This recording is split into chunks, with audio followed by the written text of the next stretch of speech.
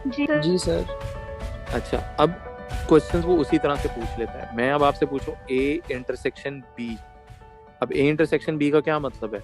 जो दोनों का रीजन ओवरलैप कर रहा है, तो वो ये वाला रीजन है। तो इस रीजन में कौन कौन से नंबर्स आ रहे हैं? 3 और 9। तो हमारा आंसर भी जो है वो 3 और 9 होगा। और अगर आप ऊपर देखो, जब हमने निकाला था तो ऊपर भी हमने 3 और 9 ही लिखा था। ये लिखा हुआ है। समझ आया कि नहीं आया? जी सर। जी सर। अच्छा, ये मैंने शेड इसलिए किया था क्योंकि अब वो अक्सर आपसे दो तरीकों से पूछ लेता है। वो कहता है या तो नंबर बताओ, अगर नंबर नहीं होगा तो वो ए इंटरसेक्शन बी लिख देगा और कहेगा कि आप शेड करो। तो मैं क्या करता हूँ, मैं यहाँ ए इंटरसेक्शन बी लिखा, या मैंने दो सर्कल्स बना लेते हैं। और मैं आपको साथ साथ बताते जाता हूँ कि शेडिंग अगर करनी हो तो कौन कौन सा रीजन है जो शेड होता जाएगा। ठहरो।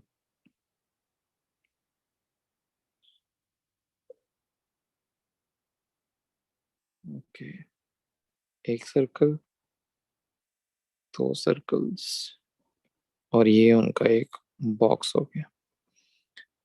इसको कर लेते हैं कॉपी। ओके, तो ए इंटरसेक्शन बी का मतलब क्या हुआ? कौन सा रीजन होगा? ये वाला रीजन, जो दोनों सर्कल्स को एक दूसरे को ओवरलैप कर रहा है। तो this region is known as to be A intersection B. यहां तक बात समझ आई? Ji sir. Ji sir. Okay, अब मैं इसी तरह अगर अब आपसे कहता हूँ ए यूनियन बी, यूनियन का मतलब क्या होता था?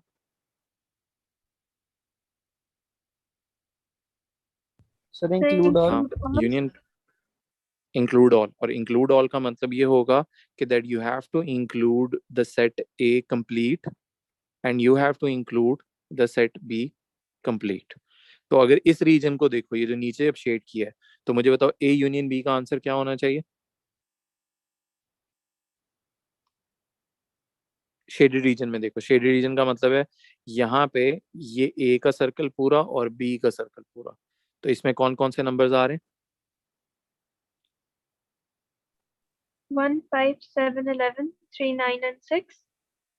बिल्कुल ठीक है, ये सारे नंबर्स जो होंगे हमारा आंसर होंगे। समझ आया यहाँ तक?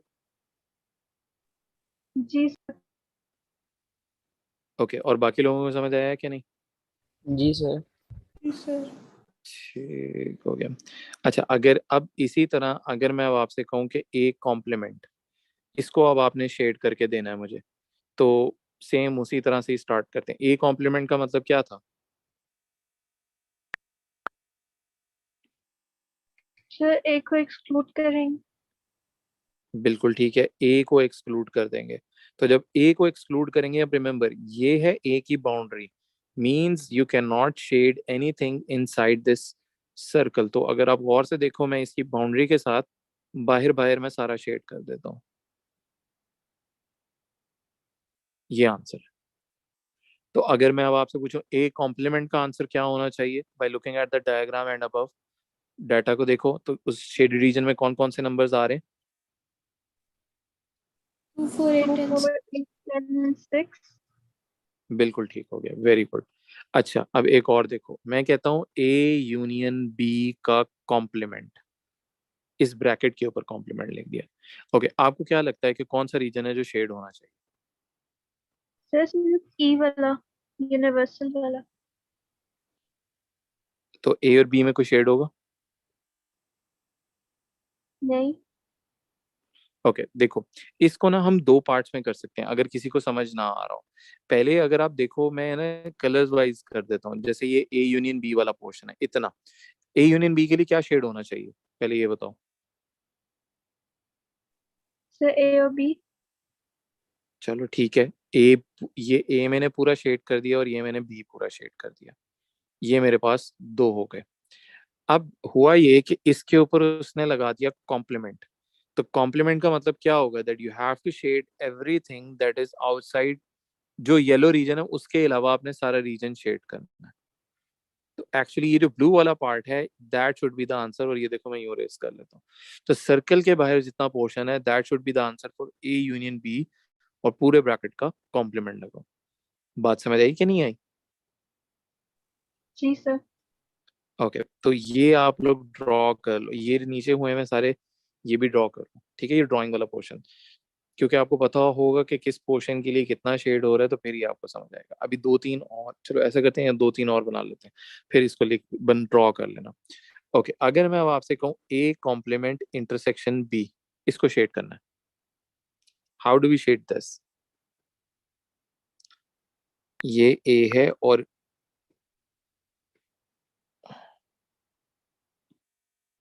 हाँ, okay, this is A and this is B. Okay, if you see sir A A को, कॉम्प्लीमेंट, जी जी, बोलो बोलो। सॉरी सर, आप बताएं। नहीं नहीं, बता दो आंसर जो भी बता रहे हो, फिर मैं बताता हूँ। सर बी, ए को छोड़ के बी और सारा बॉक्स। बी और सारा बॉक्स? नहीं, जी। सारा ये बॉक्स नहीं होगा। तो मतलब लाइक ए और जो बीच वाली जगह है उसको छोड़ के बाकी सारा बी और यूनिवर्सल सेट सारा लाइक ए वाला नहीं, देखो कुछ मैं भी बताता हूँ, शेड इसमें है कि ए वाला तो आप शेड नहीं करोगे। अच्छा चलो, इसको भी पता है कैसे कर सकते हैं, इसको भी ना हम जरा पार्ट्स में डिवाइड करके कर सकते हैं। अभी बीच में हम साइन भूल जाते हैं, चलो यूं कर लेते हैं। ए कॉम्प्लीमेंट मीन्स के that you have to shade everything that is outside of A. चलो, ये मैंने सारा शेड कर लिया। ये है ए कॉम्प्लीमेंट, जो आप लोग मुझे बता रहे हो कि ए वाला छोड़ देते हैं और बाहर बी वाला और बाहर वाला कर लेते हैं, ये सिर्फ ए कॉम्प्लीमेंट का पोर्शन है। तो ये देखो, मैं नीचे लिख लेता हूँ ए कॉम्प्लीमेंट, ये सिर्फ अभी ए कॉम्प्लीमेंट मैंने शेड किया, ठीक है। ओके, इसी तरह दूसरा दूसरा मेरा पोर्शन जो है वो ऑरेंज में मैं करता हूँ, ये जो बी है, इसका मतलब ये है कि आपने बी वाला शेड करना है। ये ए है और ये बी है, इट मीन्स कि मैं ये बी वाला शेड कर देता हूँ। ये हो गया मेरा बी। अब इन दोनों का लेना है आपने इंटरसेक्शन, जो ये बीच में सिंबल लगा हुआ है इंटरसेक्शन, इसका क्या मतलब होता था इंटरसेक्शन के? The common region. तो आप ये देखो, ये दोनों कलर्स ओवरलैप एक दूसरे को कहाँ पे कर रहे हैं, या सर किस बी। रीजन के ऊपर कर रहे हैं? बी पूरा है, गौर से देखो। पूरा बी नहीं, वो बीच वाला पार्ट नहीं, बाकी उसकी जो साइड पे होगी है एग्जैक्टली exactly. अगर आप देखो तो सिर्फ ये वाला एक्चुअली पोर्शन, हाँ ये देखो, सिर्फ ये वाला जो पोर्शन है, ये दोनों डायग्राम्स के ऊपर शेड हुआ हुआ है। ये हमारा फाइनल आंसर होगा एक्चुअली इसका, इस तरह से। तो कभी अगर आपको समझ ना आ रहा हो कि भाई एग्जैक्टली कौन सा करना है, ये कितना हिस्सा करना है, तो आप उसको हमेशा इस तरह से बाइफरकेट करके कर सकते हो, उसको तोड़ लो, डिवाइड कर लो पीसेस के अंदर, और फिर उनको कंबाइन कर लो। इसमें यस थोड़ी मेहनत ज्यादा है कि आपको देखना, दो तीन दफा ड्रॉ करके देखना पड़ेगा कि कौन सा रीजन किसके लिए क्या बन रहा है। बट इससे ये होता है कि you can be sure about your answer, कि आपने ठीक किया कि गलत किया। अब बताओ, ये समझ आया कि किस तरह से शेडिंग करते हैं? जी सर। ओके, इस ओके, ये एक दफा ये ड्राइंग वाले कर लो, फिर तीन सर्कल्स वालों के ऊपर चलते हैं कि उसमें शेडिंग किस तरह से होती है। तो पहले ये एक दफा कर लो, फिर मुझे बताओ। अच्छा, अब देखो, अब हम जरा तीन अस्सलाम सेट्स वालेकुम वालों के सर। ऊपर चले जाते हैं। वालेकुम सलाम।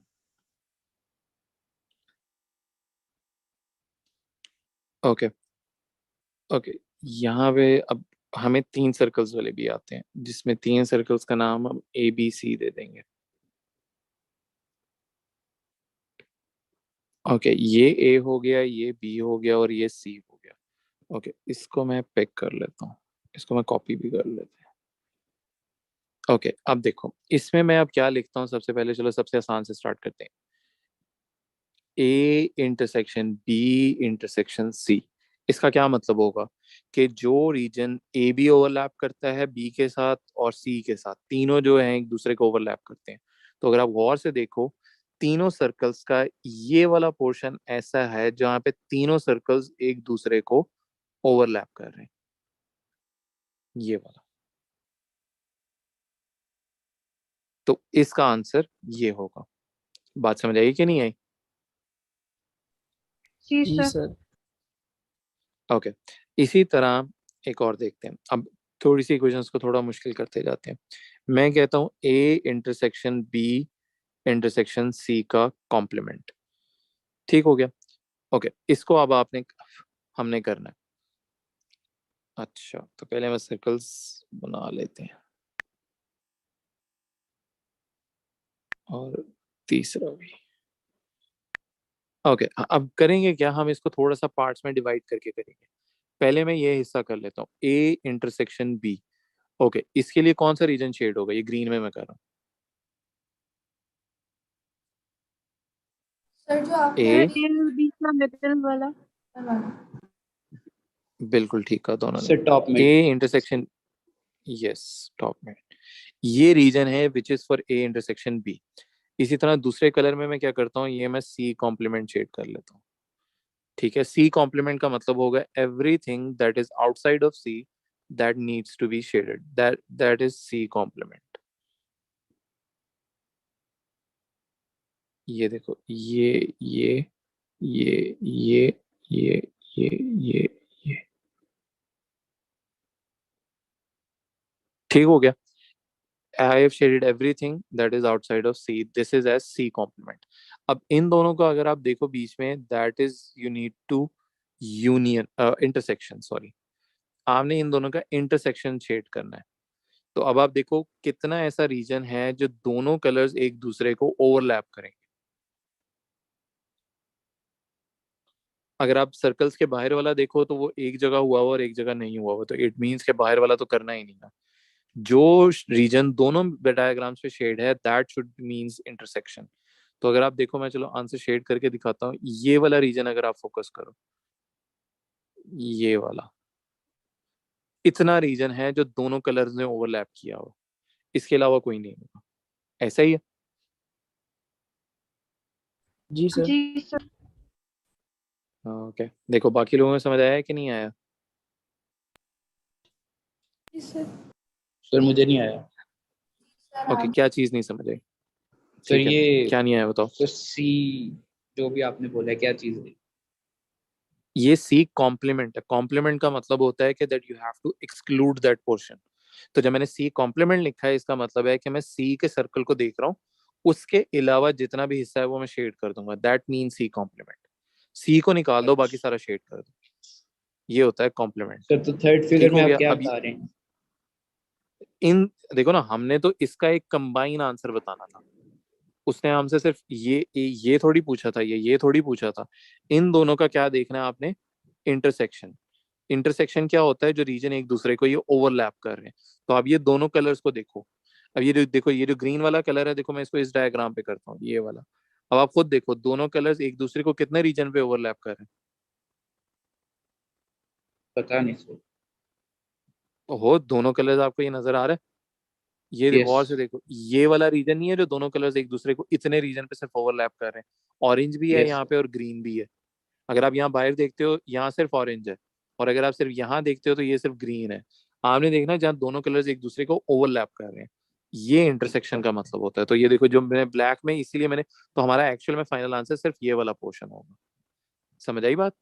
सर तो ड्राइंग करने के नंबर मिलते हैं, शेडिंग करने।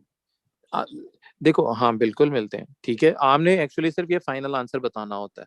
बट अगर ये फाइनल आंसर आपको ये डायरेक्टली देख के समझ नहीं आ रहा, तो हम उसको तोड़ तोड़ के डायग्राम को पार्ट्स में डिवाइड कर करके फिर हम फाइनल आंसर निकाल लेते हैं। सर तो ठीक P1 है, में आता है। दोनों में आ जाता है, P1 P2, it doesn't matter. ठीक है, अगर देखो चलो, सर जो ये हमने इंटरसेक्शन, जी जी बोलो। सर जो हमने ए इंटरसेक्शन बी के लिए शेडिंग की हुई है, उसमें तो सी का पार्ट भी इंक्लूड नहीं हो रहा। देखो, ए इंटरसेक्शन बी का मतलब है कि हम ए और बी के सर्कल पे फोकस करें एज इफ सी एग्जिस्ट ना करता हो। ठीक है, क्योंकि हम सिर्फ ठीक जब है ये सर। देख रहे हैं, हम सिर्फ ए इंटरसेक्ट, क्योंकि हम यहाँ पे सिर्फ ए इंटरसेक्शन बी वाले पोर्शन पे फोकस कर रहे हैं। हम जब इसको सॉल्व कर रहे हैं तो हम कंसिडर कर रहे हैं कि सी एग्जिस्ट नहीं करता, तभी तो हम उसको तोड़ के कर रहे थे। अगर हमने उसको कंबाइनली करना होता तो फिर हम तीनों को इकट्ठा कर लेते। ठीक है, जी सर। ठीक है। अगर हमें कंबाइनली समझ नहीं आ रहा तो हम उसको पार्ट्स में डिवाइड कर रहे हैं, और पार्ट्स क्या बनाए, हमने एक पार्ट ए इंटरसेक्शन बी का बना लिया और एक सी कॉम्प्लीमेंट का बना लिया। तो जब हम ए इंटरसेक्शन बी को देख रहे हैं तो आप भूल जाओ कि सी एग्जिस्ट करता है, और जब हम यहाँ सी कॉम्प्लीमेंट के ऊपर आए तो आप सी को याद रखो, और उसके अलावा बाकी सारा भूल जाओ कि बाकी कुछ एग्जिस्ट करता है। ठीक है, जी सर। ओके। इसी तरह अगर आप एक और लास्ट चीज देखो, अगर मैं ये जो बीच में इंटरसेक्शन लगा है, इसकी जगह मैं यहाँ पे यूनियन कर दूं, यूनियन का मतलब क्या होता था? Sir include all. Very good. तो इंक्लूड अब किसको करेंगे? जो आपने ग्रीन में रीजन शेड किया आप उसको भी इंक्लूड करो, यानी ये वाला, और जो आपने ऑरेंज में रीजन शेड किया हुआ है आप इसको भी इंक्लूड करो। अब आप उस गौर से देखना, बस वो रीजन ना शेड कर देना जो ना हुआ हो। अगर आप देखो सी का ये पोर्शन भी शेड नहीं है, ये भी शेड नहीं है और ये भी शेड नहीं है, तो जो आपका आंसर होगा फाइनल उसमें आपने वो शेड नहीं करना। ठीक है, आप लोगों ने तो पेंसिल से शेड करना ना, लेकिन याद रखो ये देखो ये 3 रीजन थे जिधर मैंने डॉट लगाए, ये शेड नहीं करने थे। तो देखो मैंने ये शेड नहीं किया, इसके अलावा मैंने बाकी सारा शेड कर दिया। देख रहे हो यूनियन से कितना फर्क आया? यूनियन नहीं, इंटरसेक्शन था तो छोटा सा रीजन था, अब यूनियन आ गया तो काफी सारा रीजन और इंक्लूड हो गया। समझ आया कि नहीं आया? सर ये क्या दो दो नंबर के क्वेश्चन आते हैं? जी, अगर एक सर्कल वाले जो होते हैं वो 2 सर्कल्स वाले, सॉरी, वो 1 1 मार्क के होते हैं, 3 सर्कल वाले अक्सर 2 के हो जाते हैं।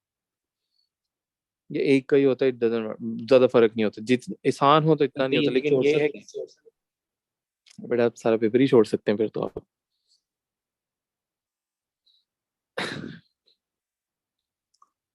अच्छा, और हम क्या कर सकते हैं? ये हो गया, ये हो गया, ये हो गया, शेडिंग हो गई। ओके, वेन डायग्राम से भी हो गया हमारे पास।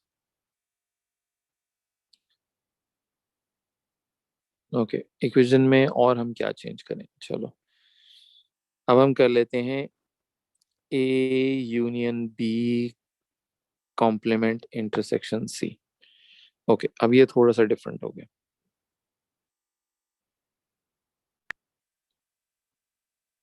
सर यूनियन का क्या साइन होता है और कॉम्प्लीमेंट का क्या होता है? देखो ये मैंने ना शुरू में सारे लिखवाए थे, इसका स्क्रीनशॉट लेना है तो ले लो। फिर उस पर शेडिंग करके देख लेते हैं। ले लिया स्क्रीनशॉट? जी सर। अच्छा, इसमें एक सेकंड रुको, इसमें एक और सिंबल होता है, वो रह गया, ये होता है यूं करके, ये वाला, इसको कहते हैं नल सेट। नल सेट का मतलब होता है कि वो सेट एम्प्टी है, खाली है, उस सेट के अंदर कोई कुछ भी नहीं पड़ा, कोई नंबर नहीं है, कुछ भी लेटर नहीं है, कुछ क्या नहीं है, इसको कहते हैं नल सेट। तो कभी ए और बी के दरमियान कुछ भी कॉमन ना हो तो उसको हम इस तरह से भी लिख सकते हैं, नल सेट। और एक और भी तरीका होता है कि अगर हम ब्रैकेट्स को खाली छोड़ दें, इसका भी मतलब ये होता है कि ये एम्प्टी सेट है। ठीक है, तो ये एक सिंबल रह गया था, इसका भी ले लो। फिर हम नीचे चलते हैं। सर ये ओके, यूनिवर्सल सेट क्या चीज है? यूनिवर्सल से अब ये देखो, ये बॉक्स बनाया हुआ है ना, ये बॉक्स यूनिवर्सल सेट है, ये आपकी बाउंड्री डिफाइन करता है कि भाई इसके बाहर का कोई भी नंबर नहीं होगा, जो भी नंबर्स हैं वो इस सेट के अंदर ही हैं और इसी सेट के अंदर से आपके आंसर आने हैं।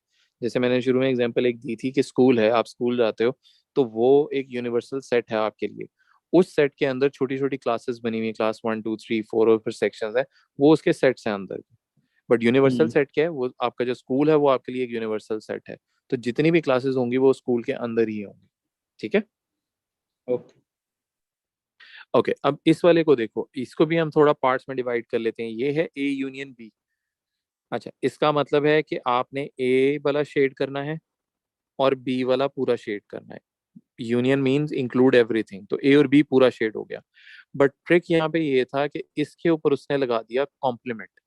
कॉम्प्लीमेंट का मतलब ये होता है कि आपने जो जो ग्रीन में मैंने शेड किया ना, इसके अलावा बाकी सारा रीजन में शेड कर दूं।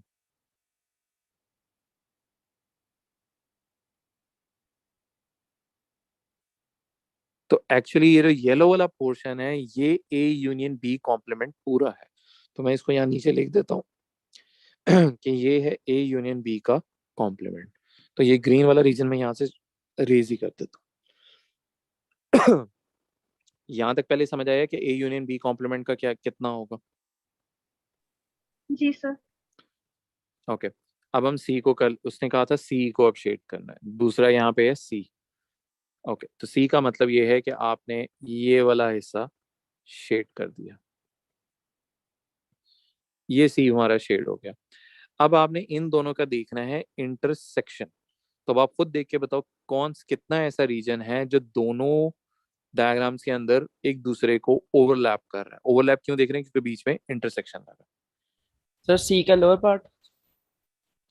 वेरी गुड, बिल्कुल ठीक है। सी का अगर आप लोअर पार्ट देखो, this is the only region that is being shaded in both of these diagrams. तो ये हमारा एक्चुअल फाइनल आंसर है इसका। तो ये हमारा आंसर है। अब बताओ, ये समझ आया शेडिंग में हम किस तरह से करते हैं, किस तरह से नहीं करते? जी सर। ठीक